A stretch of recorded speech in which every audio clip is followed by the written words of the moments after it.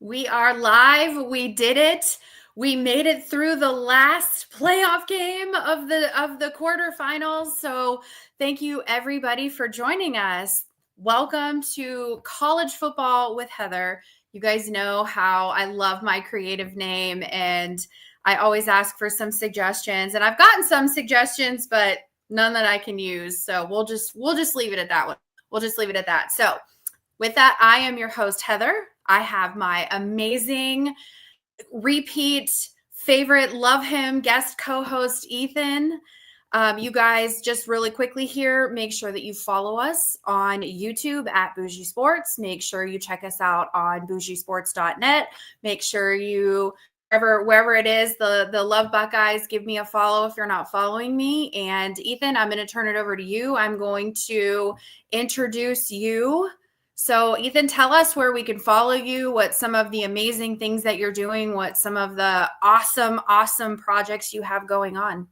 Well, thank you very much, Heather. Thank you for having me on again. This is a pleasure as always. Enjoy the crossover here as we get to be on each other's programs. You can follow me on Twitter at egreen4325, as Heather has so kindly posted here, and the podcast at Going Nuclear CLE. Also, you can find Going Nuclear CLE on YouTube.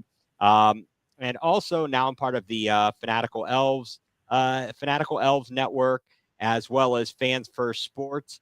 So you can follow those accounts and that website and be able to catch the podcasts for Going Nuclear on your favorite platforms, Apple, Spotify, so on and so forth.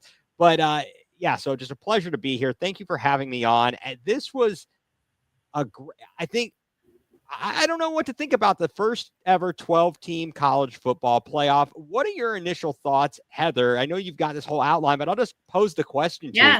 I mean, we've now made it through 2 rounds. We had our first round on campus sites, and now we get into the quarterfinals, and the semifinals are set up. But what are your thoughts so far as to just the overall picture of the CFP? So I think that the first round went exactly the way that it was supposed to go. No, there were no upsets. Everybody took care of their business. They handled their business pretty easily. I think that the second round, and this is something that we're definitely going to talk about a little bit earlier, all of the bye teams eliminated, gone. So, you know, I expected that out of pretty much I actually expected it out of everybody, but I thought Georgia would put up a little bit more of a fight than they actually did. So, I didn't have any high hopes for Boise. I didn't have Arizona State, actually, out of everybody, proved that they were the ones that belong there. So the argument of, they shouldn't have been in, Boise shouldn't have been in, all these teams shouldn't have been in, Arizona State proved that they should be there. So I think that the second round was a little bit more, that was more puzzling. What are your thoughts on it? Yeah, I think that things have played out quite nicely. I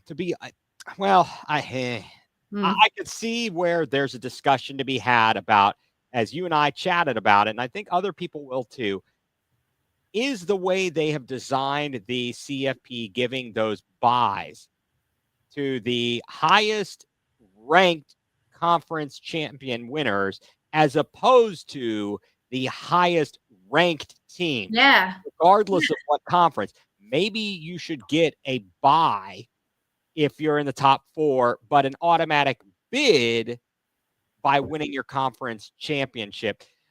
Because certainly we talked about, one of the things we talked about was the fact that all 4 teams that had a bye lost. Right. But right. As I mentioned, I think that the reasons that those teams lost, coming off of a bye, was more so, they were for different reasons. Boise State, the matchups. Yeah. Boise State was not the same caliber as their opponent. They were not the same caliber as Penn State. Let's be honest here. Arizona State played out of their mind. They played great. They fought, but you could tell though they were like, what's the say? They were kind of going out of their league. They outkicked their coverage.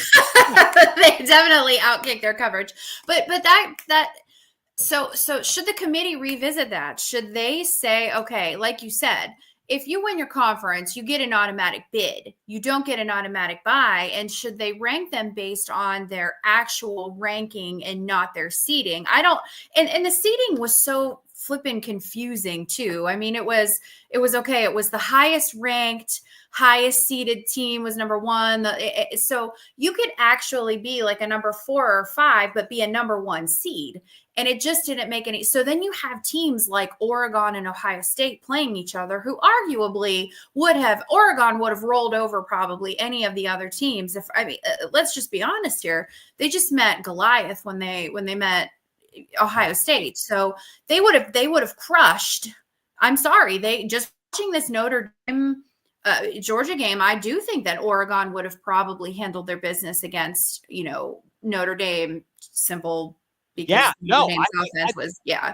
I think you're absolutely right. If we look at the actual final CFP rankings, I've got it pulled up here. So Oregon was 1, Georgia was 2, but Georgia, that was a unique situation. Yeah. In that they were able to come into it, unlike Florida State last year, they get their starting quarterback injured in the conference championship. Right. And that was the deciding. I honestly. Well, and I'm not completely convinced that with Beck they would have done better. I mean, they would have put up more than the 10 points and they put up or whatever it was.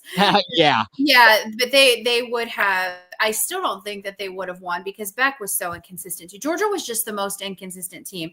And I know we're getting ahead of ourselves. We're getting very excited. We're getting very ahead of ourselves. So let's while we're talking about this, let's go into this. Did having a bye, was that a bad thing? Did that hurt them? Was it simply the fact that it was just they were outmatched? They were not the teams that really were the best 4 teams. I mean, obviously they weren't the best 4 teams, but what was it? Was it a combination that they had an extra week off? That you would think that especially with the Georgia having a backup quarterback, that Kirby would have had an extra week to prepare, an extra week to tailor that offense to Georgia. But they came out flat. Every team came out flat in that first half. And the only team that really made adjustments was Arizona State in the second half of that game. Oh, 100%. And I think that it just was a combination of things that those top 4 seeds that had the bye didn't do better than they did. I mean, Oregon got smacked upside the head. Yeah. I think, and that had more to do with Ohio State is finally hitting its stride and doing what they do. Yeah. Georgia, they were in a tough spot with their starting quarterback going down. Like you said, having 2 weeks to prepare for that, that's not a bad thing. And they played tough, but for the last 30 seconds of the first half and the opening kickoff of the second half. Well, yeah, I agree. I completely agree that the game was sloppy. The game really was sloppy. It looked like neither team wanted to play. No, they didn't. And I mean, so then you look at it, Texas, otherwise they would have, they did not get the bye as they were not one of the top 4 conference champions. So they get bumped down. Arizona State, they get the bye. And I don't think the bye hurt them. Boise State, I don't think the bye hurt them either. I think it's just a matter of they were a little bit they were outmatched. And so the bye, I don't think was the issue. I think it was the teams. It was just the matchups and the seedings and the teams. Yeah, I would agree with you. But for Arizona State, I think that it was just abysmal. These teams just played abysmally.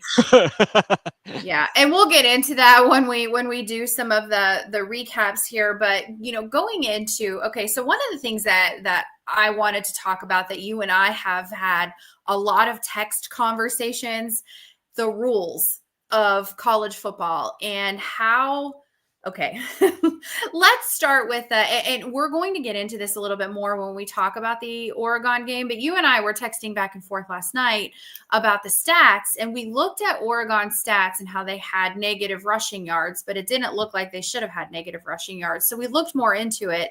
And okay, so a fundamental difference for our viewers who don't know, they're like, what are you guys talking about? What nonsensical things are you talking about right now? So for those of you who are confused what we're discussing here, the sack stats in college versus the NFL. So in the NFL, sack stats are measured by passing yards. So if a quarterback gets sacked, that goes against their passing yards. So it's very rare you're ever going to see negative yards, negative total yards.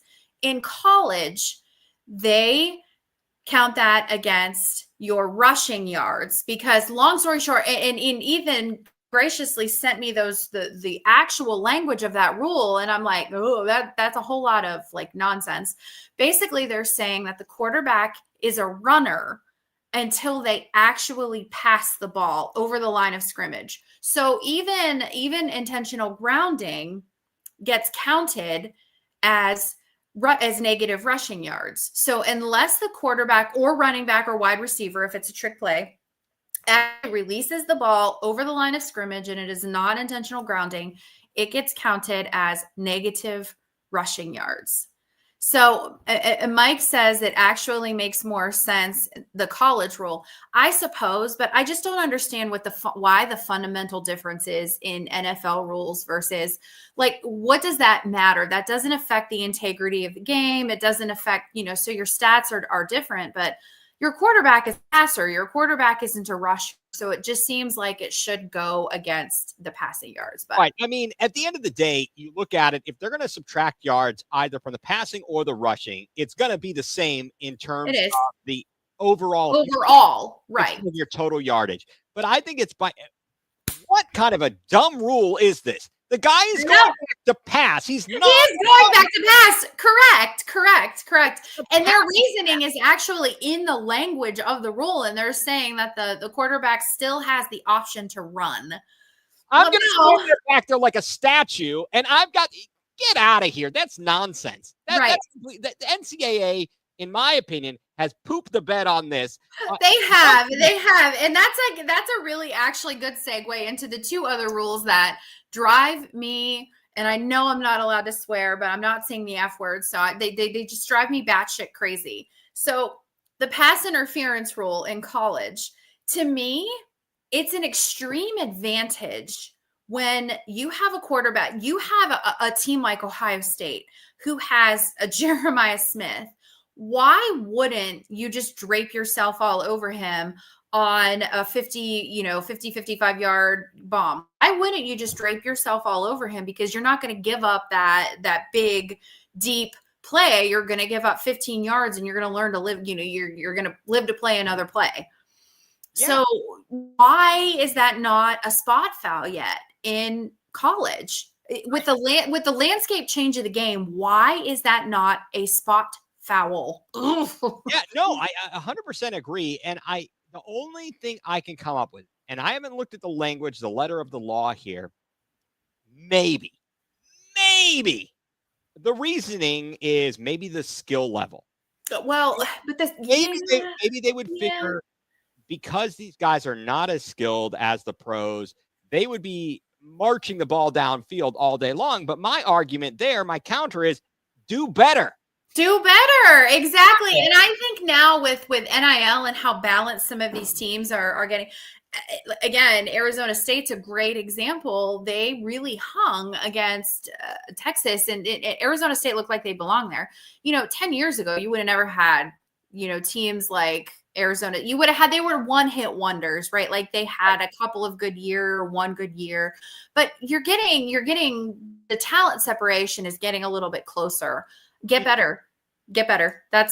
I hate that rule. I hate the pass interference rule in college. Well, and then furthermore, the lack of consistency in officiating is ridiculous. If you were watching the game just now, folks, the Notre Dame Georgia game, there was a play as Georgia is driving downfield. They throw a pretty bad pass, and the linebacker kind of runs into the receiver, and it gives them a 15-yarder. They get a first down, etc. That was less egregious than what we saw when Jeremiah Smith got interfered with in the end zone against Tennessee, and it resulted in an interception. You've got to be more consistent, folks. Correct. This is crazy. Correct. This rule cannot be subjective or objective. It has to be there. Or I'm sorry, it cannot be subjective. It has to be objective. There has to be. Yeah. We can segue into this with the targeting rule because, okay, so I posted yesterday. I said that has to be targeting, right? And I'd say like at the beginning, 75% of the comments that I had gotten on it were, yes, that was targeting. Yes, yes, yes, yes, yes. And then it wasn't targeting. So then I was getting people who were like, nope, that wasn't targeting. That wasn't targeting. Here's why. I had one guy who I actually, we have a very good rapport, but he gave the whole letter of the targeting law. And I thought, that is my point exactly. The rule is very clear on what targeting is. The enforcement on what targeting is has to be the most inconsistent thing I have ever seen. Right. In And football. they go to replay on it now. At least they do that, because if you remember when they first it used to be you were ejected and that was it. There was no review. And we've right. seen too many plays already impact big games. Right. Where the targeting call is being ruled and handled inconsistently. Again, we can use our Ohio State reference where it feels like we got jobbed. I mean, Marvin Harrison gets knocked out by, gets a concussion, yet somehow it wasn't targeting. Against Georgia. You got to be kidding me. And that guy, and we don't know what would have happened, but that may have prevented Arizona State from winning that game yesterday. Because if you get that penalty, that drive continues, and potentially you're looking at an opportunity to close out the game. Right. I agree. I completely agree. Arizona State, I think they would have at least gotten the opportunity to get a field goal. Yep. They have a bad. And that would have won the game because it was tied at 24 at that point. And that would have won the game. So it's officiating like that really it completely changes the entire landscape of the game. It completely changes the game. And incorrect or correct, you have refs that are controlling the outcome of the game. And I don't love it. I don't love it. No. And as Mike has been pointing out, and I think everybody, all of us Bucknuts, Ohio State fans, were just throwing our, hands up in the air going, where are the holding calls? Our guys. No. But I guess, and I don't know, I didn't see clips the other way. The fact that there wasn't a penalty called until in the entire first half? That's crazy. How did no one commit a penalty? All right, let them play. I guess there's let them play, and then there's let them play, and it's I just find it very, very hard to believe. There were, and I'm not saying this as an Ohio State homer, I actually saw other fan bases saying there were a lot of holding calls missed against Oregon. It was just poor officiating. The all craptacular crew. Again, we've gotten stuck with them 2 weeks in a row. Can you please, for the love of God? I know they are just as bad as their teams in their conference. Yes. And I had to watch. So I do have to shout out ESPN for giving us Pat McAfee on the sideline instead of having to watch the Kirk Herbstreit, because I would have had to have watched the game on mute. Full confession, I do watch the game at a very, very, very low volume because I get so stressed out. And I need to be able to turn my head, and then I don't want to listen to it. But when I was listening to the volume, I was able to not have to listen to Kirk Herbstreit and Chris Bell. So, shout out to giving us the national treasure that is Pat McAfee. I do love him. But I digress. No, understandable. Your Kirk is to my Gus. I know. I love Gus. That's where, you guys, we don't agree on everything. We definitely don't agree on everything. I do love Peter. How can you not love Peter? How can you not love Peter? Peter is America's dog. Peter is America. He's the goodest boy now. He is America's goodest boy. Hey, anytime you can feature a dog in the middle of a broadcast, I'm happy. I'm in. I agree. I completely agree with you. If I got the chance to meet Peter, I would definitely take pictures and post them with Peter, not Kirk. Hey, I'm right there with you. Yep. Yeah, Mike likes Gus too. I do love Gus. I don't know why I love Gus. He gets a lot of hate. Well, he's kind of like Chris Collinsworth, right? Like you either love him or you hate him. Here's a guy. Now let me tell you, there's this guy. I know. That's exactly. I think forever I will love Gus because of the Big Ten championship game against Wisconsin when he did the whole world is talking about Dale Jones. Yeah, I know everybody loves hurt my feelings. Hurt my feelings. You didn't invite me to the barbecue. Right. But I actually appreciated Gus Johnson from many moons ago when he was doing college basketball on CBS. I liked that version of him, but I also think I've gotten annoyed with him because he's always on the biggest games and Ohio State has been pooping the bed. Well, and so that upset it's a negative association. Yeah, but it's the law of statistics because Ohio State carries big noon kickoff. So we are always the big games. That's why we poop the bed when when they're doing that. Because Exactly. we always have the biggest, we carry big noon kickoff. We just do. Yep. 100%. And that needs change. That absolutely needs change. But we digress. We could talk about that. So yeah, so the targeting rule, the pass interference rule, we don't love that. We definitely don't love that. Agreed. So I guess we can go right into the games here because we had a full slate and some were closer games, the Arizona State Texas game, and most of them were blowouts again because even the Notre Dame Georgia game, it was more or less a blowout. Georgia just didn't look like they ever had a chance. Maybe after that first drive in the second half, but after that, I don't know. Yeah, it was really tough. It was tough to watch these games that were never actually close. I mean, Penn State, their Boise State stayed poised and they cut it to 17-14. They did early in the third quarter, but Penn State regained control. They had that game pretty well handled throughout. And they shut, if we want to talk about the individual matchups here, I mean, we might as well start with Friday. They shut down Ashton Genty.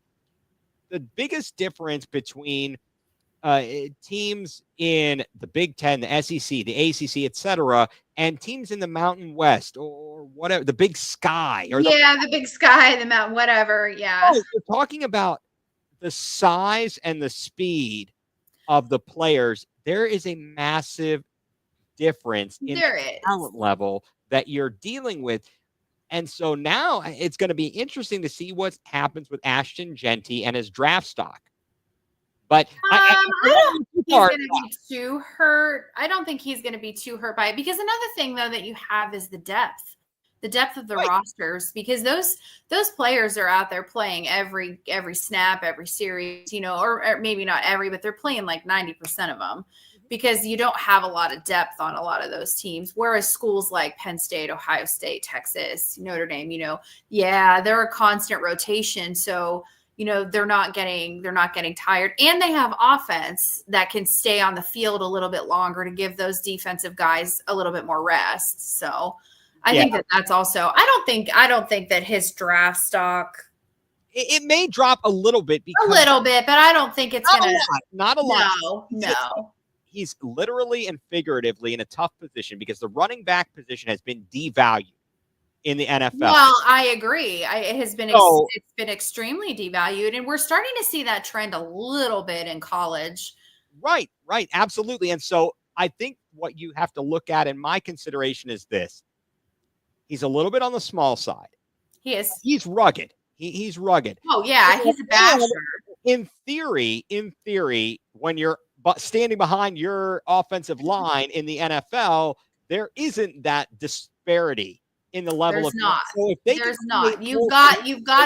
There's a better talent gap in the NFL. Exactly. So if he gets holes to run through, he can break them. He can make the cuts. He's got to have ball security, though.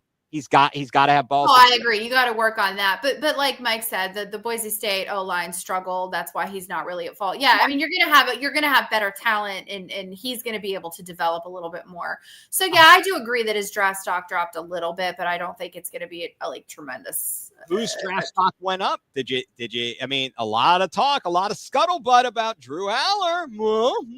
Is it going to come out? Is he going to change his mind? Go to the draft? I don't think I don't think he will change his mind. I don't. Maybe depending on how far they go. If they lose in the next round, I mean, there's a real possibility for those of you who are watching, and even those of you who are not Big Ten team, there is a real possibility that it could be Ohio State, Penn State in the national title game.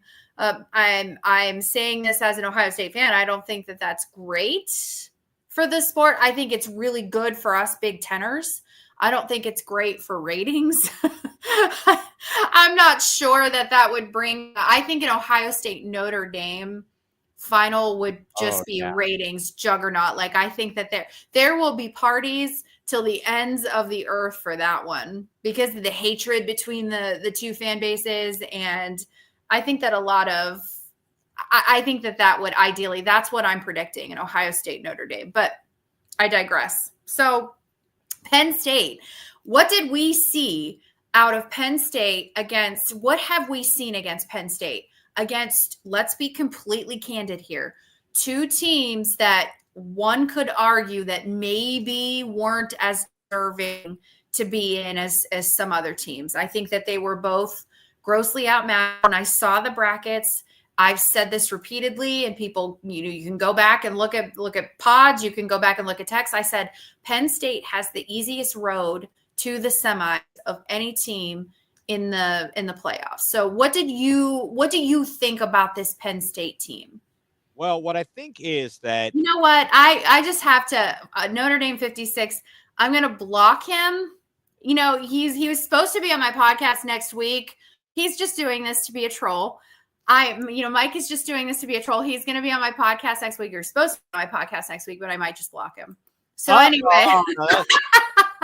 Okay, so all right, a couple things. We're going to get to that Ohio State Notre Dame talk in just a minute. Don't let me forget this, because I want to come back to that and Mr. Troll and bash Mike over there. But Penn State in its biggest games this year has not looked great. They didn't look good offensively against Ohio State. They played well offensively against Oregon in the Big Ten championship. But outside of that, what did they do? They had overmatched SMU in home crowd with a guy who was an interception machine. I thought it was Jameis Winston out there. It wasn't. Then they go and play Boise State, and they have too much talent for Boise State. But look at Aller's numbers. He had they're gaudy numbers in some regards. Only 13 of 25. That's terrible. Well, this yes. He only had, so against Boise, he only had 171 passing yards. That's not against a Boise State. What I'm saying is during the regular season, he had some gaudy numbers, but by and large, he hasn't performed against these teams. Like, I just don't see. That's why I don't think Aller will change his mind. I think he needs a lot of development still. 171 pass yards against Boise. They had 216 rushing yards. I mean, that's really good. But if you get against a team that has a great rushing, Ohio State is a good example of what we have of record. I think they're going to struggle against Notre Dame. I think they're going to struggle against Notre Dame secondary, and Notre Dame has a nice front five, front seven that they're going to really stuff that run. They're going to stop that run. Penn State, let's remind everyone, Penn State did not score an offensive touchdown against Ohio State. So you get them against these stout defenses, and I don't know if they're going to be able to perform. They're kind of like in Indiana in my view. They beat up on the teams that they're supposed to, but then when they play the teams that are more tough, I'm not sure that they're going to be able to perform. Right. I mean, if their biggest win of the year arguably might have been their win at USC when they came back and they had a duel out at USC, that might have been their best win of the whole season. Right. That's terrible. That's terrible. That's terrible. That's absolutely terrible. And another thing that we need to talk about in this Boise State Penn State game is Penn State's defense got carved up. They gave up 412 yards, 304 of those yards were passing, 108 rushing. What killed Boise was 4 turnovers. They had 4 turnovers. 3 of them were interceptions. That's the same thing that happened against SMU. SMU was a turnover machine. So if Penn State can't get those turnovers, I'm not sure what are they going to do. Right, exactly. Penn State's defense, the passing is 43rd in the what is it? The football FBS. Are we the yes? We're the bowl subdivision. The FBS, they are 43rd against the pass. They are 15th against the run and 23rd overall. So their rush defense has carried them. But again, But you get a team, you put them up against a team, and maybe that's going to fit them against Notre Dame, because we'll get into the Notre Dame. They're not a passing. Notre Dame is not a passing team. They're a rushing, and they're not even very good at rushing, if I'm being completely honest with you. Their offense is just very stagnant. So maybe that will carry them against a Notre Dame, but you have two defensive-minded teams who are not super strong offensively. I think it's going to come down to turnovers and who makes mistakes, because offensively, neither of them are exactly explosive. No, they aren't. And speaking of mistakes, what was Notre Dame thinking running into the kicker twice? I mean, are you? No, you can't touch the kicker is like the quarterback now. You can't even like whisper at them, and you're gonna get. Wait a minute, who are we saying he's still going to be better in the NFL than Cam Ward? Are we saying that Aller is going to be better? Oh, I don't think so. Well, let's look at it this way. Aller has the physical. He's a prototypical old school drop back passer with some mobility. He's 6'5". Well, he's a big guy. He is a big guy. And he's got an arm. He does. Right system. That size combined with that arm, he could be very good. He has all the physical tools. And so we'll see. I guess we're going to have to wait and see. And let's see how he does against a very good Notre Dame defense. If they shut down Katron Allen and Nick Singleton, that's an issue. And their best receiver is their tight end. Well, Tyler Warren. Okay, so let's give him a little bit of a shout out though. Whoever picks him up, I don't want to give too much, because every year tight end is drafted, and every year we say they're going to be the next Tony Gonzalez. They're going to be the next. They're going to be the next. Who's the turf toe played for? Always. Oh my God, he always had a toe injury. He was. Wait a second. The guy from Miami that played for the Giants. Is that Oh my God! I'll think of it later. I will think of it later, because I always drafted him. Ozzie Newsome. No, and he's not going to be the Travis Kelce. Like, he's going to be somewhere in between. Somewhere in like we hear that all the time, because who's the tight end out of? No, not Jordan Chalky. Why can't I think of this? I will think of it. You guys, I'm on college. I'm on college right now, but every year there's a tight end that goes, and every year they say he's going to be the next someone, and every year they're not. So I'm not saying that Ward is going to go in. He's be the next best, but I think that he is going to be, or I'm not Warren. He's going to be very good in the NFL. I think he's going to be very, very good. All right, we shall see. All right, what is this guy talk? 222 per game. I don't know if that includes today or not. The stats I just looked up on the NCAA, their rushing is 202.5, which is 19th in the nation. Thank you very much. Notice. Do not challenge. I that might include today though. That I don't know though. They didn't do that. They didn't do that fantastically today. So no, they certainly didn't. But it is what it is. And I think it is. And listen, I want to preface this by saying this. I think Notre Dame is going to beat Penn State. I think it's going to be a Notre Dame Ohio State final. I think that Notre Dame's defense is going to be a little bit too much for Penn State. Yep, so. I agree. That's an early preview for you folks. Okay, don't. Yep. You can now take that to the bank or your online gambling, whatever you want to do. There it is, the official pick of Heather. And my tight end I was talking about was Antonio Gates. Very Oh, good man. tight end. Always had a toe injury because I always drafted him every year in fantasy Well, how football. could you not draft him? I know, but he always was out like 2 or 3 games with a toe injury. And he was amazing. He was. He I he's definitely was. love that guy. Anyway. Yeah.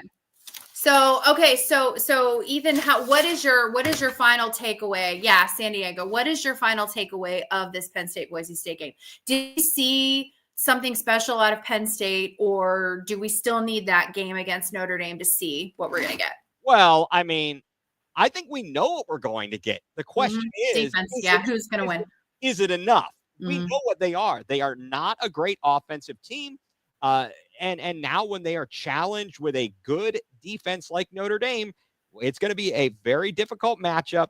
Notre Dame's overall defense in terms of yardage allowed, they rank 10th. So I think that Penn State's going to have their work cut out for them.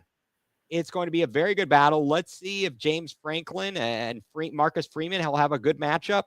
I'm looking forward to it. I really am.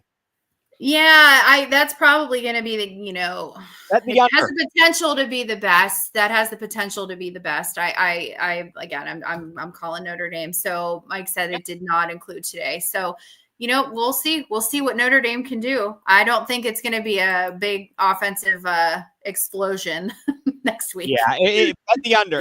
Regardless, I'm taking the under. Yeah, I'm taking the under. Exactly. And for all full disclosure, I was on the NCAA.com site is where I just okay. So he was on Yahoo, and that's pretty close though. Pretty close. No, it is. And obviously, I jest a little bit there, but yeah. No. I mean, Mike, we had to give you a hard time because obviously we're Buckeyes, so Of course, that's what we have to do. That's why we do it. But yeah, I think that's my final takeaway. Penn State, we know who they are. It's a matter of, is it enough? And I'm with you. I think it's a toss up, but I give a little bit of the advantage to Notre Dame. I think they do have a little bit better of a team overall. But and I think they're probably a little bit better coached still. So let's actually segue into, I know I had Texas, Arizona State on our, but let's segue into this Georgia Notre Dame game because that's who they're playing. And it just ended. And that game was, it was a snoozer. That was a snoozer. I'm already tired from being away this weekend. And I'm like, I don't know how I'm going to make it up for the podcast tonight because this is a snooze fest. It was pretty bad. I got to be honest. First of all, it was crazy circumstances that it had ended up getting moved to today. And who knows how much that interrupted the flow of players and getting prepared and their mindset. That's some crazy stuff that happened down there in New Orleans. But both teams obviously had to deal with it. Yeah. So today to start, as we talked, I'm like playing it at 4:00 as opposed, and then why? So we could watch the other WG, as I have termed them, the WGAF bowl games. Right. Right. I'm laughing at Jonathan. He said the Buckeyes offense spoiled you. Yeah. Well, they did. That's fair. That's fair. So did the Texas Arizona State game, though. Come on. But it was a comedy of errors, and especially, right out of the gates, I was like, "Oh boy, this could be a long day for Georgia." But Notre Dame's lack of offense, kept Georgia in the game. Georgia was at a distinct disadvantage, like you said, and we talked right out of the gate. Yeah, we didn't know how Georgia was going to be with a backup quarterback, and it was clear that was a weakness of theirs. Their left tackle got worked. He got worked. He did. And I posted halfway through the game, maybe like in the second quarter, I said, it's hard to say, is this game really bad offense or really good defense? It's good defense won out by 51% to 49%. So people were very confused as well. That's people were not sure what we were watching. Were we watching really terrible offense or were we watching really good defense? I am on the really bad offense side. Yeah, I would say so, because I think that there's going to be, we've seen teams that have scored much more against Georgia. Yeah. I don't know about the results for Notre Dame, who, if anybody, has scored a lot on them. But certainly, I think that Notre Dame, if they had a better offense, would have run up and down the field I on agree. Georgia and would have just trounced them. Right. It would have been they would have gotten waxed. Right. And there would have been I mean, let's look at it. So Stockton didn't have an interception. I don't know that he threw too many balls that were in danger, were in harm's way. No, it wasn't exactly like long ball in it either. No, he had some nice passes. Oh, He did. He had some decent passes. Did you see? Yes, I did see some of the drops. That killed. Like, I was messaging, and there were Georgia, I think, hurt themselves quite a bit. Well, right. And I jotted this down because I thought this was crazy.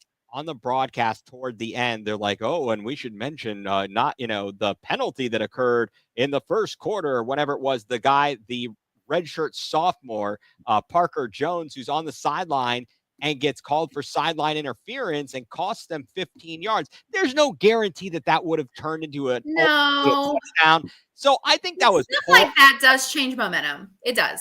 It does, but I think that was in poor taste to take it out, to put it on that kid. Hey, look, you still had 1st and 10 instead of being at like the 15 or something, like at the 30-yard line. You're in good shape. If you're good enough, you can overcome these things. Because it wasn't like, oh, now it's 2nd and long. No, it was still 1st and 10. So I'm going to say that's foul to give that kid crap.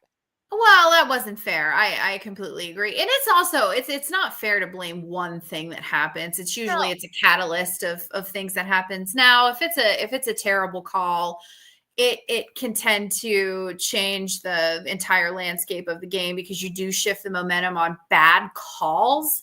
But when you have things that happen like that, like you're just supposed to, you're athletes, you're supposed to ride it. You're supposed to go with the flow. So it is unfair to put that on him.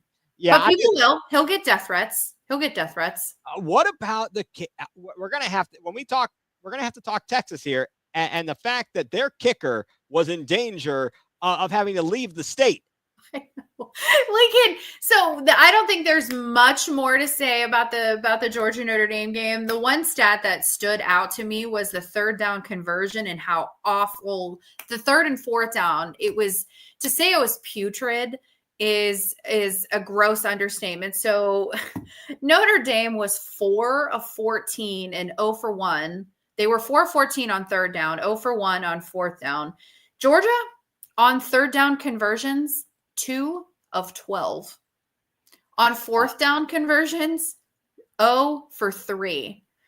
It was abysmal. That was abysmal. And you're never going to win a game. And I don't care how bad your defensive playing. If you can't convert, 2 of 12 on 3rd downs, that's abysmal. Yeah, it was a bad combination of things for Georgia and for Notre Dame. I don't know what their excuse is.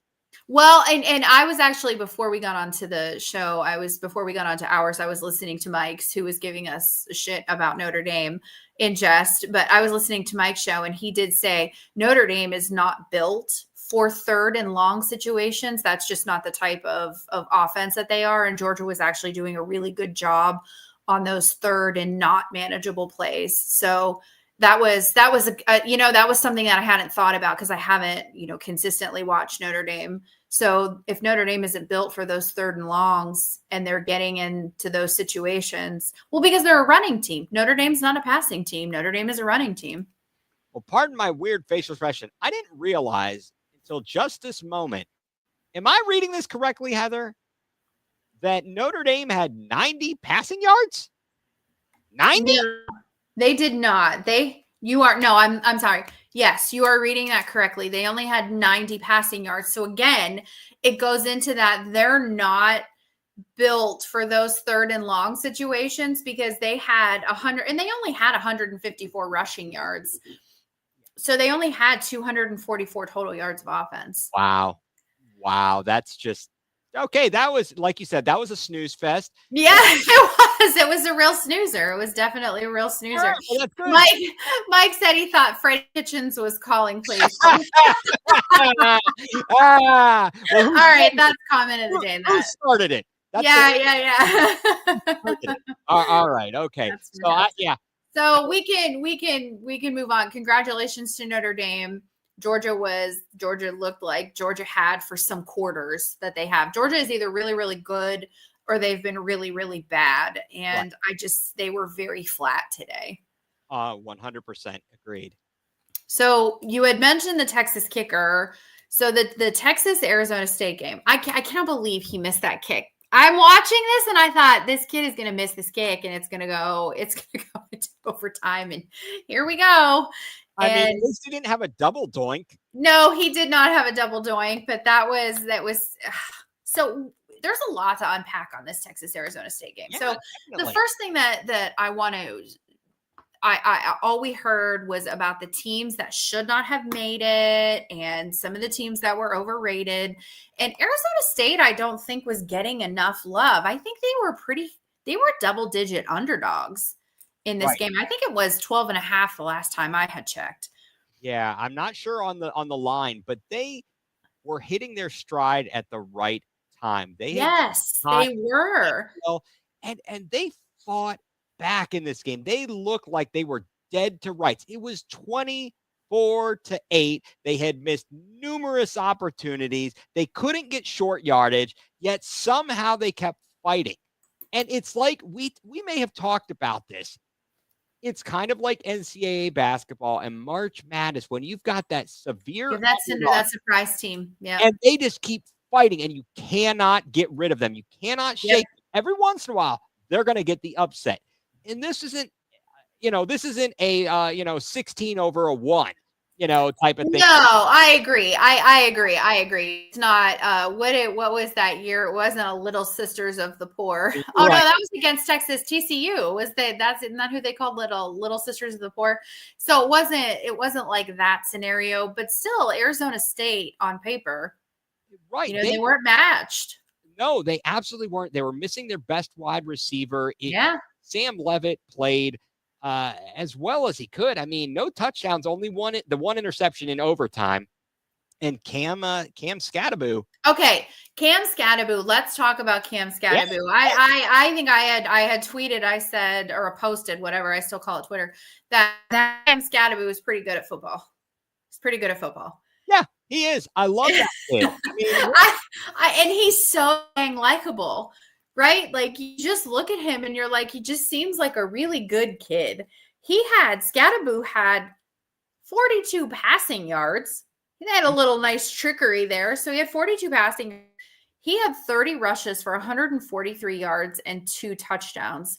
You can argue and say, I don't even think you can argue. If they didn't have Skattebo, they would be done. They wouldn't have even been close. It is fun to, Jonathan said his name is fun to say. It is fun to say. It is fun to say. And we know we're not calling him Cam. We're going to call him Cam Skattebo. Put some respect on that. Yeah, I'm definitely down with that. I love the name. I was looking at his stats to kind of figure out what are his comparables to NFL players or to other players in the draft class. I think the biggest issue for him is going to be his speed. His 40. I agree. 40 time is not good, but he can bust tackles. And we might, to use the point of reference, since we are Browns and Cleveland fans, Peyton Hillis. I was just going to say, are we going to use not just because he's white? Right. Well, that helps. That absolutely helps. Just please don't choke anybody. Don't choke anyone. Like right. Peyton Hillis did redeem himself, though. I think he saved a kid from drowning or something. He almost died. Yeah, he did. So I guess that's a redeeming quality, but Skattebo could be used as like a fullback, halfback, in the NFL for those 3rd and 1s, for those 2nd and goals, for those where you just need to bash through that line and you need to get Gus Edwards or Kyle Juszczyk. Yeah, like a Gus Edwards is a really good example because Gus Edwards, or if you need to give your running back, he just busted out of a 60-yard run and he needs oxygen on the sideline because they're playing in Denver. Put him out there for 2 or 3 plays and you can get, some chunks of yards, and then he'll be good for a couple of bust outs, Right. I love his versatility. I was watching this game again, sorry for our folks. I know we're talking college ball here, but it translates. It translates. It was a scouting thing for me. I'm like, Yeah. all right, which of these guys am I thinking to myself, hey, they might be really good at the next level?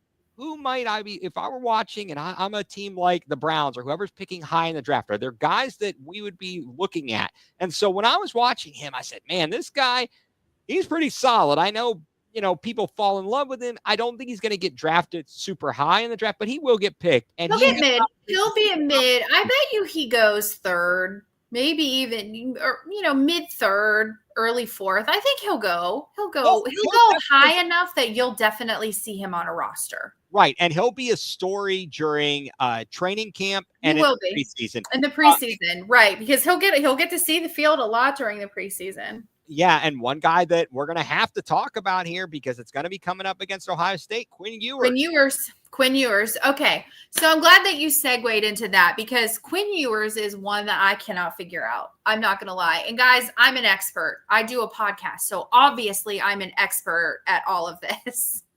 But I can't figure Quinn Ewers out because he is. What is he? What is his identity? Is he that good? After watching the last several games, I think his draft stock is dropping. I think it's dipping. It is. The whole quarterback class has just turned into hot garbage. They really have. I have used the reference warmed up dog do. Because that's where we started out like maybe a frozen log of dog turds, but now we're warming them up and it's getting a little gooey and it's getting a little gross. And a little stank on it. Correct. Well, I think that other than, and that's the thing, we don't really. Don't say that, Mike. No, we're going to take that comment off. Okay. Anyway, we're moving on. Yeah, it's a little stank. So, yeah. No, I was just going to say that the quarterback class, this draft class is pretty weak. And I was earlier, I'm like, no, this draft class is strong. Like, right. It has all gone downhill. It's garbage. It's garbage. Yeah. Quinn Ewers has gone down the drain. Now he had an injury earlier in the season. He had issues where they're benching him. People are clamoring for Arch Manning. And I don't think you didn't do much better in any of the appearances that he was put in. Right. And I don't think he's bad, but I don't think he's not a top of the draft guy. Someone's going to reach on him, but we shall see. I just got a comment and he's going to bring up a little bit of trauma, a little PTSD for us, Ethan. I'm just going to forewarn you. Quinn Ewers is Colt McCoy. Too soon. Too soon.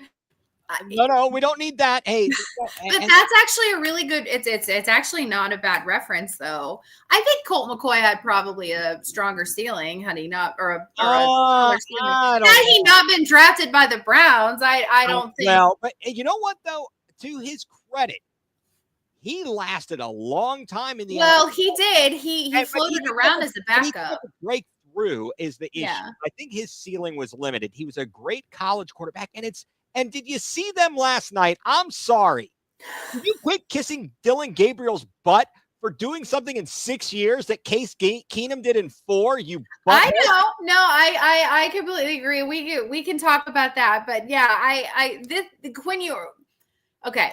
Quinn Ewers he did have 3 touchdowns. He did have a rushing touchdown, but I don't know. There wasn't a ton of defense in that game either. I mean, not really. It was 39-31 and it took 2 overtimes. I think that I just don't know if Quinn Ewers you get a little bit of pressure on him, which Arizona State didn't get a ton of pressure on him. I think that Ohio State's going to get a lot of pressure on him and he's going to be running for his life. He's going to be in trouble. And the key for Texas is going to be their running game, but they only had 53 yards against. It was happened? When 53 rushing yards, and that's the thing. This is where Ohio State Actually, I think Mike said that Ewers needs to hit the transfer portal. I think he's going to go into the NFL. I think he's going to take that risk that he's going to be a late, a second round pick and make some money. And I think he's not staying. He's going to enter the draft. But I think that with Texas, I think if we have that game plan that we did with Tennessee, well, we didn't really blitz against Tennessee, to be completely honest with you. No. But we certainly did against Oregon, and we can even segue into this. I think that Ohio State is going to be able to get some pressure on Ewers like they did on Gabriel. And I think it's going to be game over for them. Maybe I'm wrong. I'm not wrong often. No. But maybe Jonathan says he's going to make $6 million at Notre Dame next year. He's going to transfer. Maybe with the NIL. I don't know. I don't think so. but so let's Ohio State, that front five, that front seven. I think if they get pressure, I think our safeties, our DB, our corners, I think they're going to feast a little bit, because look what happens when you get pressure. Is there anything else that you needed to say about the Texas-Arizona State game? Arizona's, yeah. Arizona State, I still think that was targeting, and come at me, but I just think it was targeting, and I think Arizona State got a lousy break on that call. But Arizona State needed to play better in the first half, and they didn't. Yeah, they had ample opportunity. They did. They did. And they couldn't come away with it. And you can't miss when you are that undermanned, or you're that much of an underdog. Yeah. You can't miss. You have to take advantage of every opportunity. And they did not. They did not. Hey, credit where credit is due. Heck of a game. Really enjoyed it. I definitely, I was like, oh boy, but I was glad they kept up fight. Heck of a game. Yeah, they didn't give up. That was they played every second, even in the first half, when they were getting beat handily in the first half, and they never gave up. They had a lot of fight in them. I think if Arizona State recruits well, we're going to see a lot of them. Yeah, definitely. I mean, to be down 17-3 at half, and have no semblance of offense, really, None. and come up with a halfback pass, I mean, heck, I love the effort. Arguably, even though as Ohio State fans, we were very excited. It was the best game. It was the best game of, it was by far the best game of the quarters. And I say that as an Ohio State fan. As a homer, obviously the Ohio State game was the best game for me personally. But for someone who's just watching, best game, period, because it went into double overtime. It was just a really competitive game, and it was fun. It was fun to watch. Oh, yeah, absolutely. Ethan, how long have I been trying to tell people this upcoming draft class is weak? So Mike he has been on record. So Mike, we'll give you your credit where your credit's due. Mike, you'll have to come on my show too. We can talk about maybe when Ethan, Mike, and we can do a draft special on. I'm all in. What we want to look like. So. Exactly. Now wait, hey Mike, since you're 5 hours ahead of us, or possibly 6 by that time, do you know the draft picks before they actually happen? Does he get to see? He gets to see into the future. Right. So let's talk about, guys. I think that I do as big of a jerk as I am. I think I do a decent job of talking about other teams and giving credit where credit is due. But let's be honest. Game of the year for me, for Ethan, for all of us Buckeyes was this revenge game. Was this game? Where do you start with this? There's so much to unpack, because I was jacked. I was just jacked. So Ethan, let's start with you. Give some thoughts on this game. Well, first of all, I was a little bit testy what was going on, because all of a sudden Arizona State goes into overtime and the Texas thing, and I'm like, what channel? Now you were watching McAfee, so that was all right. That was cool. But I watched McAfee, yeah. They came out.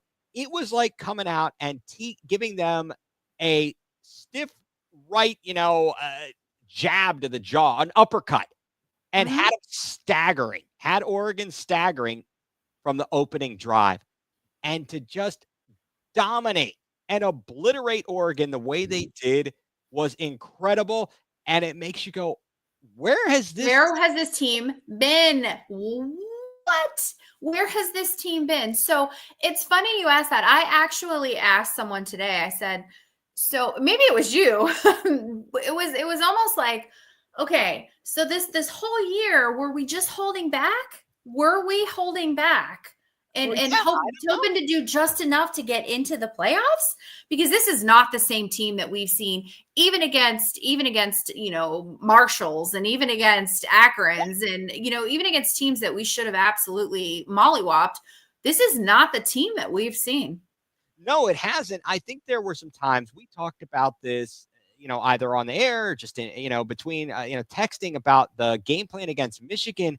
It was something was weird about that. Yeah. And in fact, I would be very, very curious. Let's just say in a world it comes down to Ohio State, Penn State in the national championship. In that game at Happy Valley in State College, our offense wasn't very impressive. It was not. Certainly that fumble, Will Howard getting the ball knocked out and off of his thigh. That was just bad luck. That was just bad luck. Like, that was just one of those plays where it was just a freak play and it happens. Right. But otherwise, our offense didn't look great. So was their defense really that good that day, or was our offense just not running the way it is now? Yeah. Jeremiah Smith is practically uncoverable, unguardable.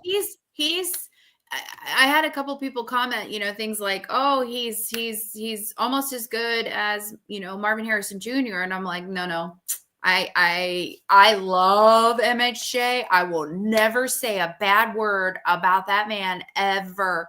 I think Jeremiah Smith is better because it took MHJ a year and a half to really develop and to really get into who he is. Jeremiah Smith came out game one. He came out a robot. All the records. He broke all the records. He does. Yes. It's unreal. And they have a distinct advantage. I am loving the extra gear that Travion Henderson has gotten into. And then even when he's not doing great, you're like, okay, you shut him down. All right, we're going to bring in Judkins. Okay. Yeah, we're just going to bring in Quinshon, because Quinshon will spell him, and they have two different styles of running, and they both complement each other so well. So if Trey's style isn't working against that particular, they'll bring in Quinshon. And we were talking about this before we got on here. It's interesting how a lot of teams have to establish the run to establish the pass. You have to establish that toughness. You have to establish the line of scrimmage. You've got to Ohio State's the opposite. They have to establish that air attack. They have to establish that passing game. Right. And then that's when the running game really comes into. Yeah, Mike. So I'm not even going to lie. Like, Mike, I have my notes here. I said, if we get Carnell Tate involved, I actually have the word toast right here. I said, Texas will be toast if Carnell Tate gets going, because you have Eka Ibuka had a really good game too. He had a couple of incredible catches that kept those drives going, and he had a long touchdown drive. So I think that you have throw to Ibuka for a touchdown was amazing. What a fantastic. It was so good. It was a great catch. It really was. And ball placement from Howard was very good. I like right over the head of the defender. I mean, he threaded it. And that's what he has to do. Just avoid the mistakes. He's made costly errors. And I think that's and he did this game. And they kept him off the stage because of that. No, actually, did you hear there was a weight limit? He wasn't able to get on the stage when they were doing the ceremony because of a weight limit. They're like, he's our quarterback. Hey, well, somebody else get down. Get this guy on there. Get this guy on the stage. I also saw the conspiracy theories that ESPN wasn't letting him on the stage because of the, because they're religious. Like, no, honey, all of the players that were on that stage give glory to God. So it had nothing to do with it. Will Howard's a big guy. He's a big boy. So that's why they weren't letting him on. He ended up hurdling. Did you see? He hurdled everything and he got up on stage. Oh, I didn't catch that part of it. Yeah. I've already watched the game once. I'm probably going to turn the game on when I get into bed tonight, just to fall asleep to that sweet, sweet music. But some of the stats. So the stats were very gaudy for Ohio State. 500 total yards, 319 passing yards, 181 rushing yards.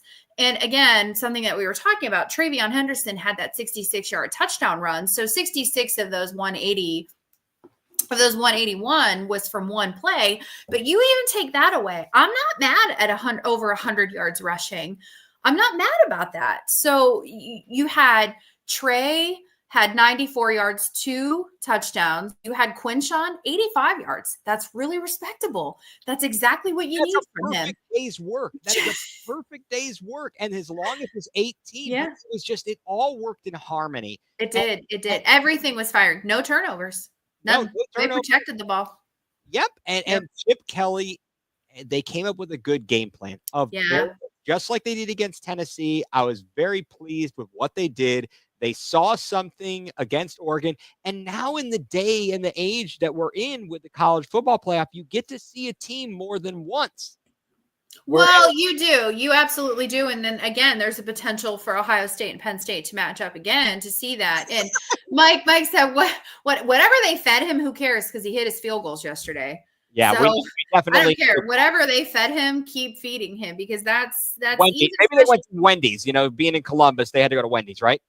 Now, there's a couple of places in Wendy's in Columbus that there's I think Swenson's is really big there. There's, maybe they got him some frozen custard. I had frozen custard the first time ever in Columbus. So maybe they got him some of that. That was pretty good. What is it? Buckeye Donuts? I see lots of things. Yeah. Buckeye Donuts.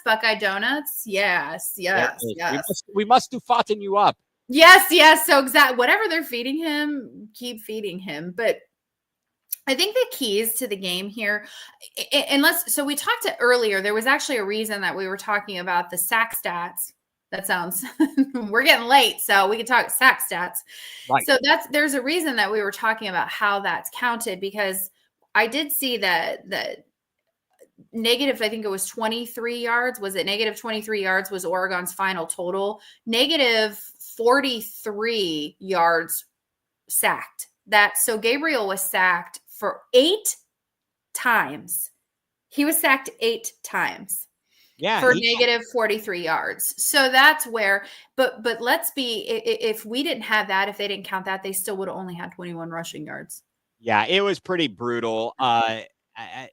Oregon looked outmatched, and I don't know what the deal was. I know they lost a player early in the game, a wide receiver, and they did. They lost a wide receiver. Yeah, wasn't it in warmups or something? Was it in warmups or was it right as the game was starting? I can't remember. Yeah, maybe it was in warmups. Yeah, it was very early on, but this Oregon team never challenged. I got a little bit nervous. They scored to end there. I mean, the fact that they converted a 3rd and 22. I was so frustrated with that. Because they were playing back. We were playing to try to keep the ball in front of us, and we weren't playing to try to stop, and that burned us. That definitely burned us. I was a little bit frustrated. I was frustrated with that. And as I think I commented, because I think everybody at the same time, when there was that face mask penalty, I got in trouble. I got a little excited and was yelling about that. I was I had to be told to simmer down in my home. So these things happen though. They do. They definitely, Oregon came out and they didn't know how to play. It looked like they were just off balance. They were playing on their heels. It looked like the entire night. I think that the keys to the game, I think the biggest key to the game outside of Jeremiah Smith was pressure. I have pressure. We got pressure on Gabriel, which we did not in the first game. We did not. And so I'm not calling anybody out, and I doubt they're even watching, but I am in a group thread all year long. All I've heard was Denzel Burke, Davison Igbignosin, they're burnt toast. They suck. They're the worst. Last night, all I was seeing is praise on Denzel Burke and Iggy, and I've been critical of them, but I've not been critical to the point where I'm like, oh, they're the worst and they're ass. I've never been critical to that point. Davison Igbignosin, I believe he had a couple of tackles for loss. Denzel Burke was actually only challenged one time and he did not give up any yards. Yeah, I mean, Denzel Burke with 2 total tackles, one solo, one tackle loss. That's it. Was one that tackle for loss. Yeah. Right, Igmanosin, 4 total tackles. All 4 of them were solo, but no penalties, no pass interference. But part of that, as you mentioned, is the pressure. If you don't give the quarterback a million years to stand back there and read War and Peace, and they're having to hurry up, you're not in coverage as long, and that's going to help your defensive backfield. And Caleb Downs, Mike has been commenting, and he is 100% spot on. Caleb Downs was like, hey, I might as well be wearing an Oregon uniform because Dylan Gabriel keeps trying to throw me the ball. I know. Caleb Downs, though, did you see how jacked he was on the way home? Like, he was on the plane and he was looking like a kingpin. Like, he just came back from Colombia and he had kilos of coke on him. Like, he was like, cool, man. And you know, he was like, man, did I make the right decision leaving Alabama and coming to Ohio State?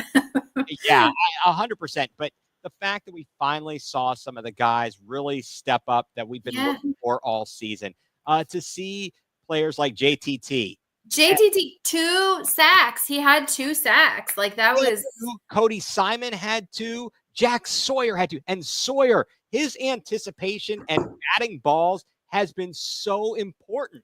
And I love Jack Sawyer. And I think what it was, and the reason Dylan Gabriel played badly is because his shorts were too tight. Well, because they were running down his neck all night long. And I said, running up his butt because they were. He needed to stop. He just needed to stop and adjust. That was his problem. He did. I've told you before, he belongs in jazzercise. Yeah. He's got those nice leggings and he's got his shorts on and he can go to jazzercise. Jazz hands. But that's one of the things that I had talked about, repeatedly. I'd been on other podcasts, I'd been on ours, and I said, if Ohio State gets pressure on Gabriel, that gives our DBs time to bridge that separation gap. So those wide receivers weren't going to get as much separation as they had in that first game because Igmanosin and Denzel Burke got cooked. Now, to be fair, Oregon got cooked in that first game. There was no defense in that first game. Whatsoever. So basically, Ohio State simply did what they did previously with on offense and stepped up the defense. And it was the defense. So that was my key to the game. My key to the game was the defense and the pressure that we got on our DBs. I have noted our DBs didn't get burned because they didn't. They didn't give up those big plays. They gave up quite a few yards, 299 passing yards, but they didn't give up those explosive plays. You're going to give up yards. Well, the defense is 7th in total yardage given up. They're 28th against the pass, 11th against the rush, 7th overall. Yep. And that's pretty darn impressive. And offensively, they're 13th yardage, 10th in points per game. I think they're really hitting their stride at the right time. I do too. But I don't like to count my eggs before they hatch. No, I don't. I definitely don't either. But I do think that the Ohio State team that we are seeing, and that was going to be my closing question on Ohio State is do you think right now, as it stands, as everyone is playing, do you think that they are the team to beat? I do too. I agree. Yeah, and that's not just because of my bias. I think that just from what we've seen from every team, I think Ohio State's the team to beat. They have the most complete team, and they are playing the best out of any team right now. Even and you look at the ceiling of each of the teams. I think Ohio State has the highest ceiling. I see it in the comments over here. Joe had commented about being their own biggest threat. And I think Joe is right on. But yes, I do think that Ohio State has the highest ceiling. I don't want to get ahead of myself. Anything can happen. It can, and that's the beauty of the game. For the taking, it's all. Yeah. We're gonna be. If we lose, it's because we beat ourselves. Yeah, and more likely than not, yes. Yeah. So I definitely have obviously I have Ohio State beating Texas. Right. And that's just not me saying that for my heart. Had you asked me 2 weeks, had you asked me out of the Michigan game, I didn't even have us getting out of the first round because I was still sour grapes. I mean, it took me a little while to get over that. But I have it. I have Ohio State, Notre Dame. I have Ohio State beating Texas, and I've got us going all the way. I'm right there with you. I do think that's going to end up being the matchup. Let's see. Just let's go and do it. Let's go and do it. We're going to be in a hostile territory down at Jerry's World.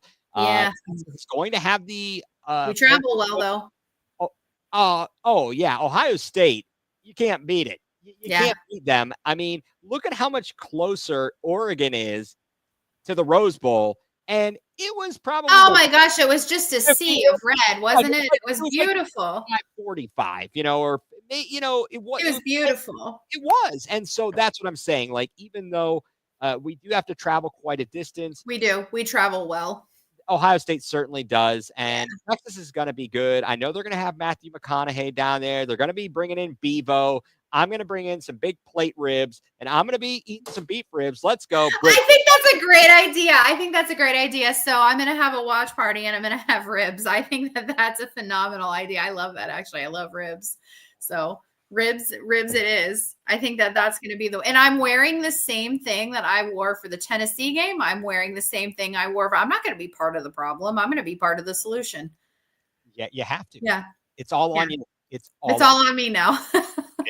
I'm saying it here. So, okay. Well, I think that covers it. I know we went a little bit on time, but our viewers have stuck with us. Lots of comments. Thank you guys so very much. I did have something closing that I wanted to say, that I wanted to get on my soapbox a little bit. And I think, Ethan, you'll agree with me. But some of the comments that I was seeing, and some of the tweets I was seeing and posts I was seeing, guys, I say this for every fan base. I say this for every bowl game that doesn't matter. I say this for Ohio State fans, everybody. If a child decommits from your school, if somebody commits a penalty, if your team loses, please don't threaten these children. Please don't threaten them. Please do not give them death threats. Please do not dox them. Please do not act insane. It is not a good look. It is absolutely disgusting behavior, and you should be arrested for it. And I mean that. Please don't act like that. I really can't. I can't add anything to that, because you're spot on. Don't do it. Don't do it. Act normal. Act like you have a single brain cell. Do not act like an orange cat, like you're sharing in one or one brain cell. Don't do it. Just shut your mouth. Let them live. So that's your spiel. Yeah, please don't do it. So, having said that, I will close out reminding everyone to follow us on, you can't see but follow us on bougiesports.net. Check us out on YouTube, and please subscribe. Please subscribe at Bougie Sports. Check me out at Love Buckeyes if you're not following. And Ethan, please remind us once again where we can find you, where we can see all of your incredible work that you're doing. Well, thank you, Heather. Once again, follow me at egreen4325. I'm on Twitter with that handle. I'm on Blue Sky as well. You can follow the podcast at Going Nuclear CLE. We are on Twitter. I've also got a Facebook page for that. And on YouTube at Going Nuclear CLE. And we'd love to have you like, subscribe, etc. Just like Mike, just like Heather. We love having everybody join into our program. I love being here with Heather. Guys, she's good. She's good. Thank you. You're better though. I think that the right person, I think, makes me look good. So that's why I keep asking you to come back, because I'm no dummy. Thank you so much. Well, thank you guys for joining us. I am going to be on a lot of pods. I'm going to be in your face. I'm going to be reminding you of a lot of things. Join me next week, next Wednesday. I think it's the 9th. Is it the 9th? Yeah. Join me it's the 8th. Yeah. Join me next Wednesday. I'm having Mike on, who was talking trash about my team, but Mike is going to be my co-host next week. We're going to go over and preview the games. I will be on that same day. I will be on the Dog Chug as a guest at 10 o'clock, which Ethan has done that before. So I will be, that's chaotic. I love those guys. They're the best. And then check me out on January 6th at 7 o'clock on Air Raid Attack. So I'm going to be on some pods. I'm going to be having my own. So check me out on all the things. And thank you everyone so much for joining and the support. It means so much for this little hobby and this little thing that we're trying to do. And I got to give it to Ethan. He's the best co-host. Love you, Ethan. So thank you for joining me. Right back at you. Thank you so much for having me once again. All right, everyone. Have an amazing night and go Bucks.